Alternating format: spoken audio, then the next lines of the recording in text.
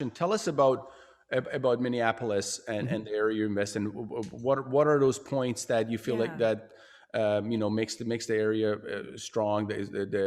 Talk to us about fundamentals of job growth and population growth if they exist. Talk to us about the industry. Sell us on Minneapolis.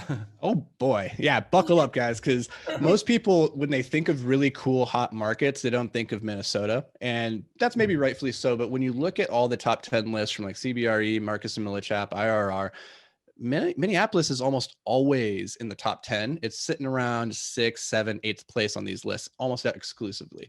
And what happens is people, they look at the top 5 and then they don't look any further. And so they don't realize it. And that's great for us because it reduces a little bit of the competition.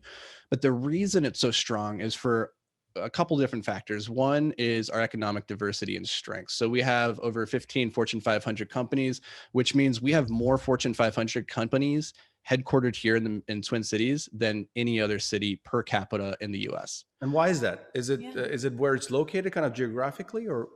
Geographically, and then in terms of like operations, it's one of those places that's very operator friendly to operate a business, or has been in the past.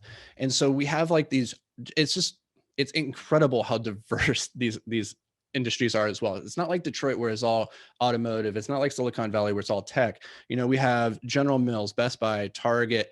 We have, what else do we have? Why am I blanking right now? Best Buy. I think I already said that one. Cargill, which is the largest privately owned company in the US, right? So all these really diverse industries. And then you couple that with a couple other things that are interesting, which is we have the 3rd largest university in the country, which is the University of Minnesota. We have the #1 healthcare system, which is the Mayo Rochester Clinic.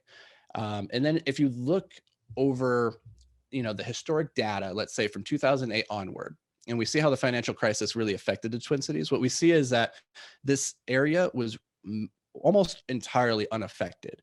We had a slight little dip, but by 2010, we were right back to where we were before. And year over year, we've been seeing steady growth since 2000. And there hasn't been a year that we haven't seen positive 1% growth. And so it's one of those markets that you're not ever going to see like setting the sky on fire in terms of like, this is the hot new market, but it's one of those sleeper markets that people don't realize is out there just consistently performing year over year. And then there's a bunch of other reasons from like a cultural perspective why we really like it. We have the #1 bike trail system where what are we considered the LGBTQ friendliest state in the country, or the city in the country. We took that from San Francisco, so take that. Yeah, I was just gonna say that. Yeah. Next to San Francisco. Wow. Yeah. We have the highest quality of life, and one of the I believe we're the fittest city in terms of heart health, which is one of the #1 killers of people in the US. So like all these things come together at the end of the day to like make a really strong economic argument for why we like to invest here. And like at the end of the day, if you have good job stability, if you have good job growth and population growth, those are the things that you're really wanting to see inside of a market. So we don't like seeing hockey stick growth like these Southeast markets. Sure, like Austin, Texas, it is a booming market. It's going to do very, very well. We don't want to compete in that market because that's where everybody else is competing. So we really like where we're at in the stack. You feel like you have a niche and kind of, the market, the area, and it's shown consistent growth, just like you mentioned. So, that's great. I mean, that's key, right? Mm-hmm. And one of the craziest things is what happens in the Midwest quite often is when kids, they come to college age, millennials historically, they would leave the Midwest. They would go somewhere that was more interesting. And we would have a net migration of millennial age people leaving. And in the last 4 or 5 years, there's been so much tech and so much industry moving into the Twin Cities that we're now one of the most like remote worker friendly cities in the country. And we're seeing a net inflow of those millennial age jobs and people that usually would leave to go to New York or the Bay Area, down to Austin, like these other places. And so for whatever reason, people are starting to get like tuned in that the Twin Cities is kind of a cool place to live.